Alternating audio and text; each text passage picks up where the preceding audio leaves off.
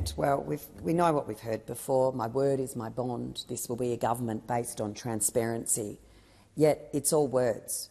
We know it's got nothing to do with actions. And we see it here again. Senator Steele-John, I join you again today, NDIS Monday. We're back and we'll be back every single sitting week demanding that these documents be provided. And it's not for our benefit, just for a little bit of entertainment. This is for the 600,000 participants and their families who don't know what this growth cap means. They don't know what the sustainability framework looks like. They don't know what dirty deals have been done with the states and how their plans and their families and their lives and their ability to live their best possible life will be affected. And what we know, though, as well, is that number of ministers in different states who look after areas like health, who look after areas like education, they don't know what they've been signed up to here. They don't know what additional programs, what additional steps they're going to be asked, most of them to step back up into because they vacated the field thanks to the way the Gillard government developed the NDIS funding model. But what the states are actually going to be asked to deliver. Are they going to have to put more aides in classrooms? Are they going to have to run early intervention programs? Are they going to be expected to roll out substantial changes to community health so that people who have children with a developmental delay that do not have a permanent and lifelong disability can access early intervention when required?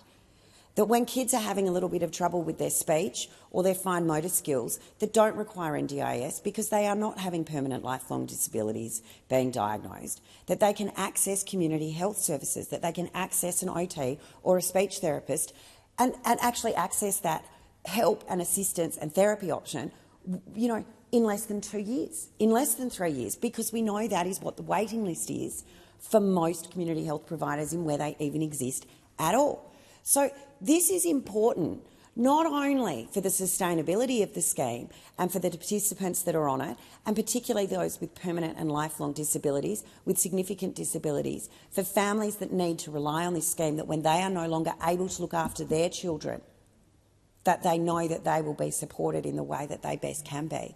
They need to understand this because, again, this is a demand-driven scheme. There's two ways you cap growth. Two ways. You either cut the number of participants or you cut the value of the plans. That's it. There's no other way that this can be achieved. So which one is it? A little bit of column A, a little bit of column B, a little bit of both? We don't know, because those opposite are doing cosy, dirty deals with a sea full of red Labor premiers. Thank God there's still one beacon of blue. Look forward to that beacon of blue being returned on Saturday. But a dirty deal with all the red Labor premiers to keep it a secret. I'm pretty sure they'd be pretty happy to understand what they've committed to and that their constituencies know what they've been committed to. But we just, and Senator Steele-John, it was actually quite a good analogy about the homework, but I like that you said it was a teenager being petulant. Having 3 teenagers, I understand that petulance. But I actually feel this is worse. This is actually like a foot-stomping toddler that won't hand the cupcake back when they've already had 6 and dinner's on the table. I mean, it's just absurd the way that they behave here, and the fact that we get this same spiel week after week after week. Senator Steele-John's right. Bring in a letter from a premier saying it's going to damage relations. You know, because you can't. But stand up and have the integrity to say to the families on the scheme that are impacted by this, this is how we're planning to cap the growth at 8%, because we know that's not happening at the moment. The growth is actually exponentially increasing and continuing to increase. But we've also heard Minister Shorten say that this is a demand-driven scheme, so that's just an arbitrary figure that they've come up with anyway. But so what's actually worse is that they're baking $69 billion worth of savings from this expected cap growth into the budget. But as a demand-driven scheme, if they can't reach it, Minister Shorten saying it's all good, don't worry about it, we'll just keep going. But there's a $69 billion black hole that we could all fall into in the budget, because on one hand they're already factoring that they've capped the growth. The growth is currently double what they've said they're going to cap it at in around 18 months. Just over 18 months, they're saying they're going to have this down to 8% annually. There is absolutely no way that's going to happen unless they are planning on making fundamental shifts to who is eligible for the scheme. What are they going to do to the early childhood pathway? They're going to start kicking people off.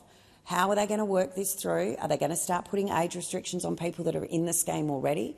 What are the things that they are planning to do that are going to restrict the access to people with a disability and their families from being able to achieve their best possible outcomes in life?